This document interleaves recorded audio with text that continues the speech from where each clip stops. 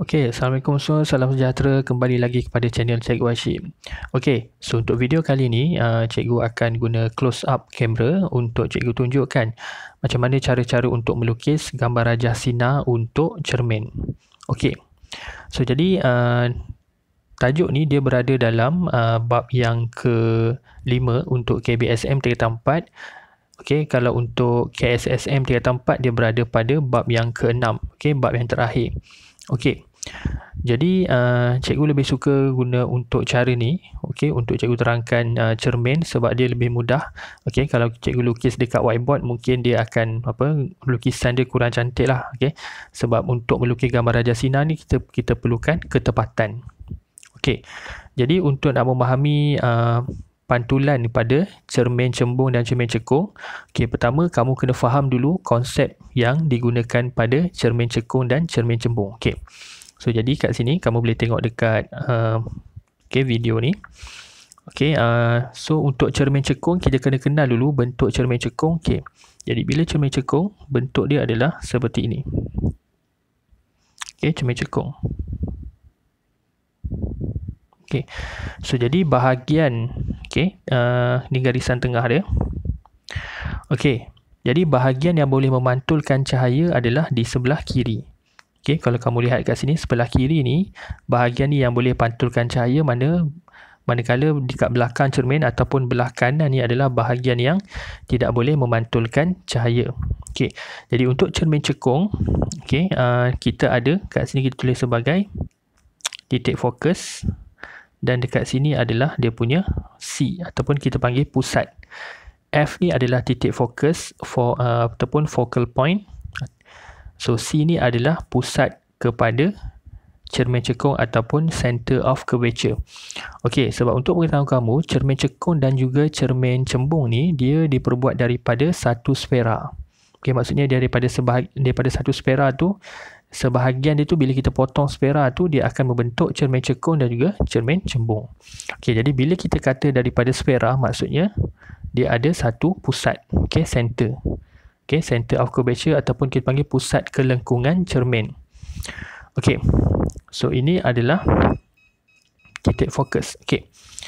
Jika cahaya, okey, sebab kamu kena ingat untuk cermin cekung, okey, cahaya dia akan selari dengan paksi utama. Okey, paksi utama yang inilah.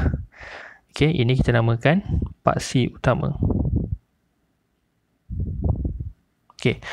Jadi bila ada satu cahaya selari dengan garisan paksi utama, jadi cahaya ni akan terpantul dan juga menuju ke titik fokus. Okey, dia akan pergi ke sini. Okey.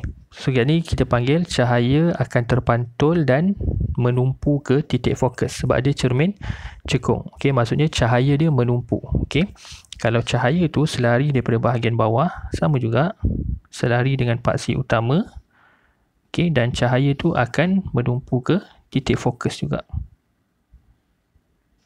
Okey, boleh. Boleh. Jadi kita panggil untuk cermin cekung ni, okey, cahaya ni adalah menumpu. Okey, maksudnya cahaya yang datang dia akan terpantul menumpu ke titik fokus. Okey, bukan menumpu ke pusat. Okey, bukan menumpu ke pusat cermin tetapi titik fokus cermin. Okey, boleh. Jadi kita tulis dekat sini cahaya menumpu. Okey, cahaya menumpu ataupun kita panggil sebagai converge.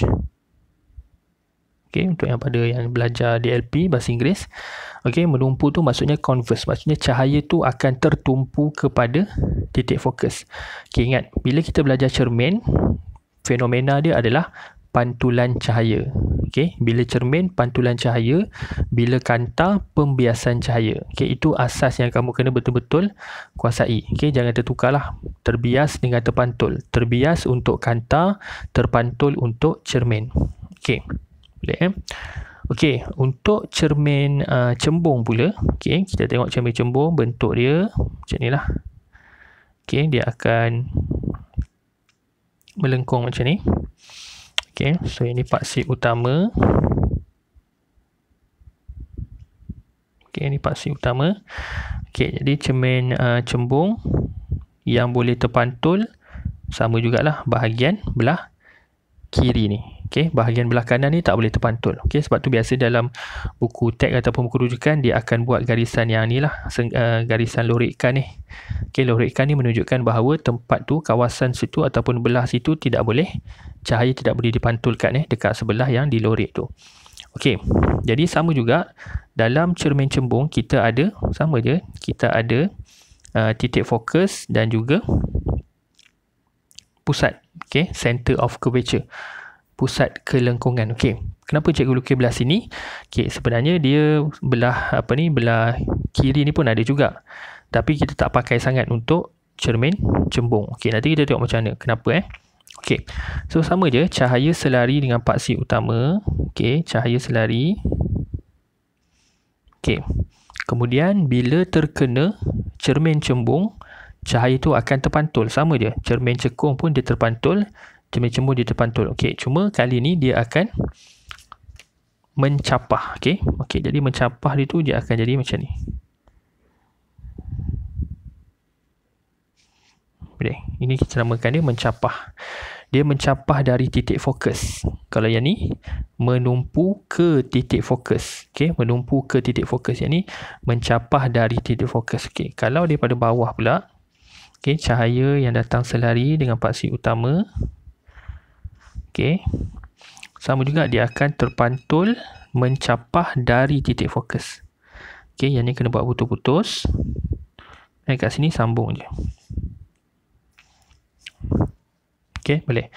Jadi dekat sini kita panggil cahaya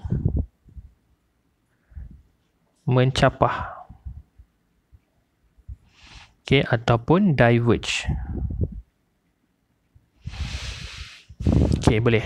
Jadi ini asas kepada cermin cekung dan juga cermin cembung. Okey, cahaya menumpu dan cahaya mencapah.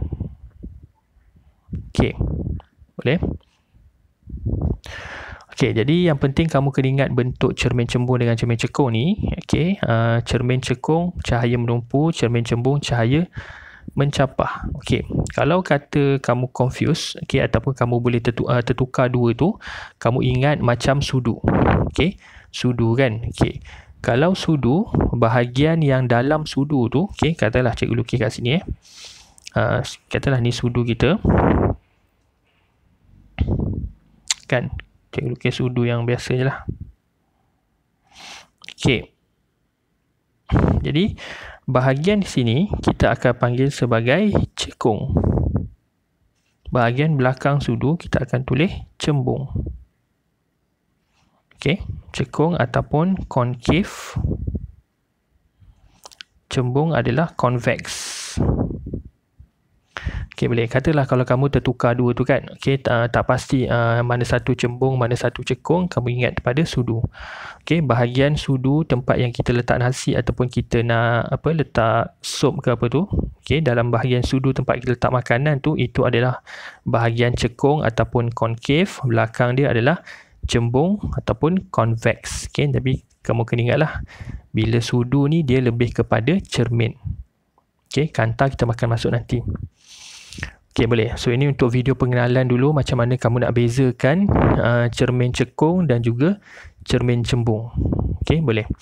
Jadi cikgu ulang lagi sekali. Okey, bahagian-bahagian yang penting dalam cermin cekung dan cermin cembung ni, kita ada garisan tengah ni dipanggil sebagai paksi utama. Maksudnya paksi utama dia membahagikan dua cermin. Maksudnya bahagian atas dengan bahagian bawah tu sama besar lah. Kalau kamu tengok kat buku teks memang cantik lah. Yang ni cikgu tulis manual je. Okey, paksi utama. Okey, dua-dua cermin ada. Kemudian kita ada C. Okey, C ni adalah pusat kelengkungan cermin. Okey, C adalah center of curvature, pusat kelengkungan cermin, dua-dua cermin. Okey, F ni adalah titik fokus. Okey, F adalah titik fokus. Okey, untuk cermin cekung, okey, cahaya menumpu ke titik fokus. Okey, converge. Okey, converge to focal point. Kalau untuk cermin cembung, cahaya akan diverge from. Dia akan mencapah dari titik fokus. Maksudnya garisan putus-putus ni cahaya tak lalu pun, tapi dia punya dia punya sebaran cahaya ataupun dia punya cahaya yang mencapah tu dirujuk ataupun diambil daripada titik fokus kat sini. Okey, maksudnya cahaya ni akan terpantul mencapah, jadi dia punya capahan dia ataupun sudut dia mencapah tu diambil daripada titik fokus. Sebab tu kat sini kena lukis putus-putus. Cahaya tak lalu pun dekat belakang cermin, cuma dia punya rujukan saja, reference. Okey, boleh faham Jadi untuk ni kamu kena betul-betul kuasai cermin cekung, cahaya menumpu, cermin cembung, cahaya mencapah. Okey. Kemudian kamu ingatlah sudu. Okey, kalau rasa tertukar ingat sudu. Okey, bahagian dalam sudu adalah cekung, bahagian belakang sudu adalah cembung.